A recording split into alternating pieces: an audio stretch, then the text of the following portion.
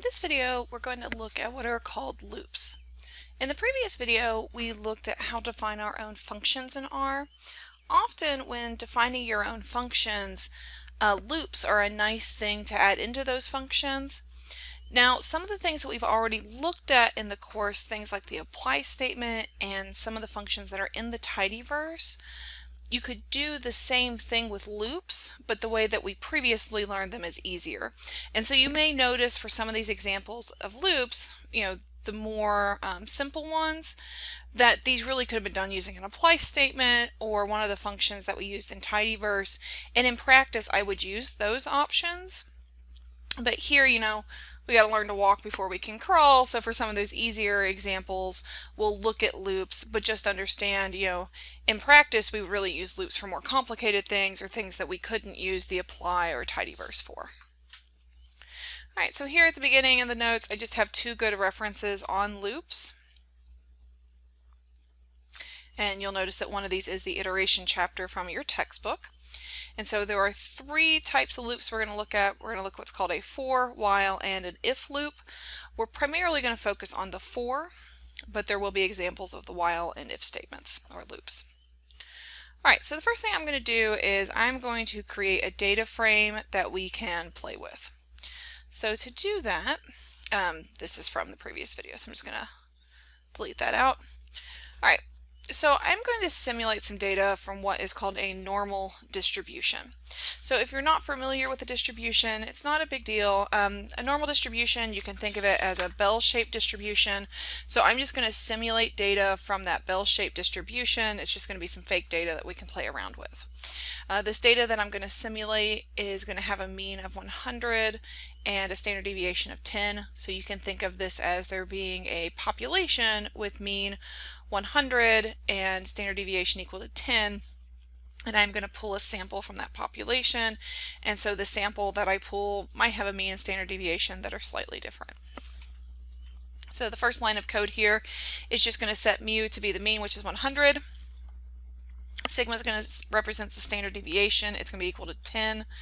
And then I'm going to use the data frame function that we've seen before. We could have also used a tibble here. And this data frame is going to have four different pieces, A, B, C, and D, and each of them are going to be a sample of size 10 from this normal. So if we run this, and again, the normal isn't really the important thing here. The important thing is mainly just we're creating a data frame that we could look at. And so notice here's my data frame. We've got A, B, C, and D, and each of them have 10 observations. Now, I might want to compute the mean of each of these four columns in my data set. And so previously, we've seen that we could use the mean function to do this. And notice that the name of my data set, I just named it df. So here I've got the mean of df $A, B, C, and D. All right, so that wasn't too bad to do. But what if I created this data set and there were 100 different columns? Would I really want to copy and paste that 100 different times in my script? And the answer is no. Really what we want to do is we could use a loop in this case. Now this is one of those examples. We could also use apply, or we could use something from tidyverse. But for right now, we're going to pretend that those don't exist, and we're going to see how we could do this using a loop. So what a loop does is it will iteratively go through the columns in your data set and do whatever you tell it to do for each of those columns, or it could be the elements in a vector, whatever it is you're trying to iterate through.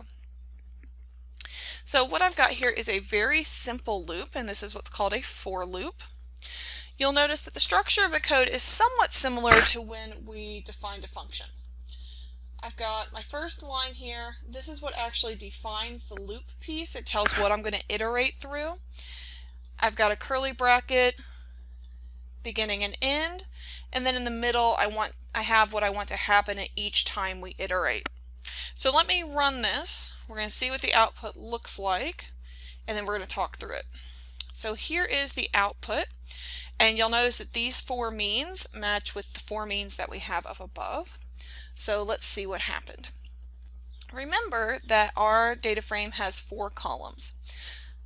So I'm going to loop through the numbers 1 to 4. So in other words, 1, 2, 3, and 4.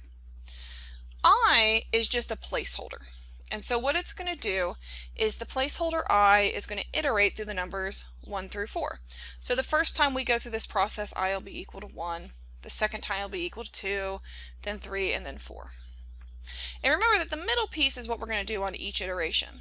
So on the first iteration, I will be equal to 1. And what it's going to do is it is going to look at my data frame. It's going to pull the ith column. So first time through will be the first column. It's going to calculate the mean, and then it is going to print that mean. Second time it iterates through, it's going to do it for 2, and then it's going to do it for 3, and then it's going to do it for 4. Now the reason that we have to have the print statement here is if we take the print statement out, what will happen is the for loop runs, but it's not going to print out or to show what it calculated during each of the iterations.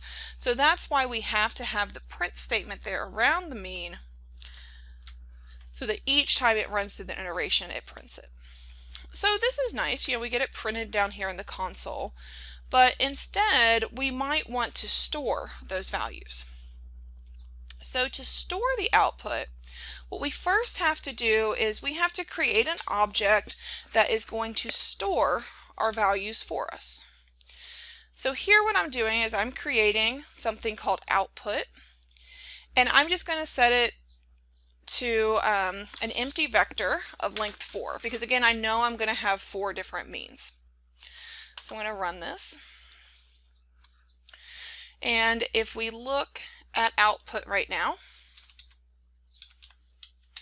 oops, so I'm just going to type output down here. Notice that output is all in A's.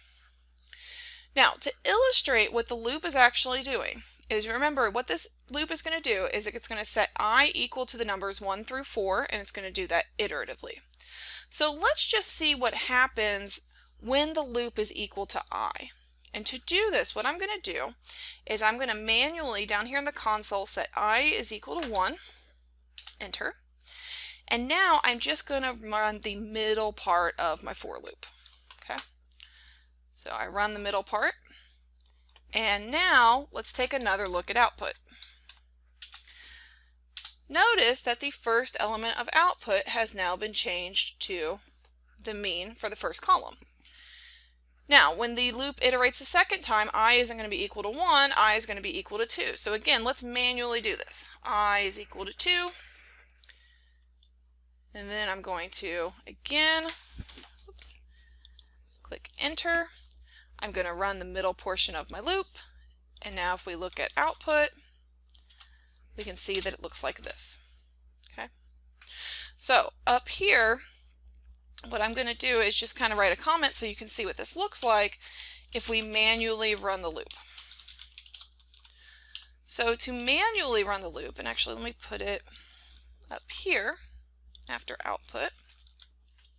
To manually run the loop, I'm going to set I is equal to 1, and then I run this piece, and then I look at output. And then I repeat this process, so I'm just going to copy and paste it, and I'm going to set I is equal to 2, copy and paste, I is equal to 3, copy and paste, I is equal to 4. So again, one more time just for illustration. I started out by creating output, which is just a vector of all in A's. Then if I want to iteratively go through and change each of these positions, I could start out with I is equal to 1. That changes the first element. I is equal to 2. That changes the second element. I is equal to 3. That changes the fourth element. I is equal to 4. It changes the fourth element. So notice as I copy and pasted it, really this line is always the same. The only thing that's changing as I manually run this loop is I'm setting I to be equal to 1, 2, 3, and 4. That is exactly what this line of code right here is doing. It's saying let I be equal to the numbers 1 through 4 and iteratively go through and run this piece. So now again, let's go through, reset our output. So again, if we look down here in the console, output is all in A's. But this time, instead of iteratively running the loop, I'm just going to run this right here. And notice if I now call output, we can see we get the exact same thing we did as if we manually ran our loop. So that's really all a loop is doing. It's just this iterative process. It's going to change I each time. It's going to increase it by whatever sequence we give it here. Now there are more sophisticated ways to run this, and there are, for computing purposes, better ways. Notice that I manually set the 1 to 4 for my data frame because I knew there were 4 columns. But it might be that I want to do something like this and the number of columns in my data frame changes.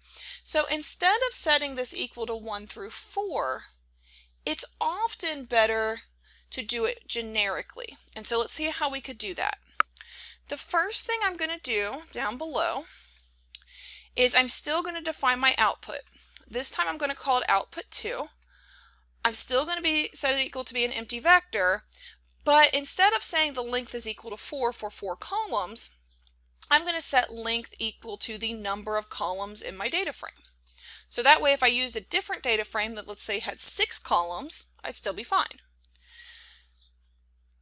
Next, you'll notice that this looks very similar, except instead of from 1 to 4, I've used this function that's called sequence_along_df. So let's run that piece of code by itself down here in the console just to see what that gives. Notice that gives 1, 2, 3, and 4. So what it does is it figures out how many columns are in the data frame and creates a sequence from 1 to that. So again, now no matter what data frame I give it, this is still going to run. And so if we run this, we can see the output 2 gives us the same thing as before. So really we've seen several different ways here to run the exact same loop, and we just get different things. So to kind of recap, the first loop we looked at just printed the mean for each of the columns. The second way was we manually ran the loop where we stored each of the values into an output vector. The third way is where we wrote a actual loop to do the same thing. And then the fourth way is we wrote the loop so that it was more generic and it could be written, this would work for any data frame even if we had more or less than 4 columns. And then down here, here's just a little bit more about that sequence.along function. Notice when I did the 1 to 4, I get 1, 2, 3, 4. Same thing when we run the sequence_along function. All right, so I've got lots more examples of loops to look through here. I think the more you look at them, the more they start to make sense. So this is a really common one that's used in programming. So we're going to start out, we're going to use the letter A here. So A is actually going to be the object that we store things in. And to start out, I'm going to set A equals to 0. Then for I in 1 to 4, so notice I is going to iteratively take the values 1, 2, 3, and 4. What it's going to do is the first time it runs through, it's going to say A is now equal to A plus I. So in other words, the first time that we run through, I is equal to 1, A is 0. So A now becomes 0 plus 1, which is 1. So we're going to print A. Second time we run through, I is going to be equal to 2. And remember, now A is equal to 1. So we've got 1 plus 2 is 3. So let's run this and see what we get. So here we had 0 plus 1 is 1, and then we increase it by 2, and then by 3, and then by 4, and we could keep on going if we wanted to. Here is another one. Now this one isn't a for loop. This one is called an if loop or an if statement. So this one's a little bit different. Notice in the for loops we've been looking at, we've had the for here, but notice now I have an if statement instead. So it's still a loop, but we call this an if loop or an if statement. So I'm going to start out by setting x equal to 5. And what this is going to do is it's going to check to see if x is less than 10. If x is less than 10, it's going to print out the character string x is less than 10. Otherwise, it's going to print out x is not less than 10. So let's run it and see what happens. X is less than 10. Now if I change x to be 500, notice now, if I run it, it's going to print x is not less than 10. So that's what we call an if statement. And the last one we're going to look at is what is called a while loop. So notice it has the word while here. So to show this one, I'm going to start out, I'm going to set value equal to 0. And while value is less than 15, we're going to take value and we're going to add 4 to it. And we're going to keep on doing this each time. So let's run this. Notice that value started off being equal to 0. The first time we ran through, we took value and we added 4 to it and we printed it. So that's why we have the 4. And then since it's still 4 is less than 15, we go through again, we add another 4. Since 8 is less than 15, we go through again, we add another 4. Since 12 is less than 15, we go through again, we add 4, we get up to 16, and then since 16 is not less than 15, the while loop stops. So just a caution with while loops, you do have to be careful. You could enter what is called an infinite loop. So notice here, I'm going to start value is equal to 0. For as long as value is less than 15, I'm going to set value equal to value times 2. But notice if I start out with value equal to 0, when I multiply it by 2, it's still going to be 0. Multiply it by 2 again, it's still going to be 0. So it's always going to be less than 15. If you run a while loop like this, what's going to happen is we could sit here literally forever or until my computer dies, and this code would never stop running. So we're never going to get the little arrow down here. My R is never going to stop running. This is what we call an infinite loop, and we don't want this. If this ever happens, we just click the little stop here because we know that something has gone wrong. Now, the last thing we're going to look at here is what's called an example of pre-allocating. So pre-allocating can make a big difference in computational time, and so we're going to look at an example. So we've got two different examples here. I'm going to set n equal to 1,000,000. Then what I'm going to do is I'm going to call t11 equal to the current system time. I'm going to run a loop, and then I'm going to set t12 equal to the system time after that loop. Now notice A is going to hold the output for that loop, and all this output is going to hold. So A1 is going to be equal to 1. A2 is going to be equal to 1. It's going to make a big long vector of 1s is essentially what it's going to do, size 1,000,000.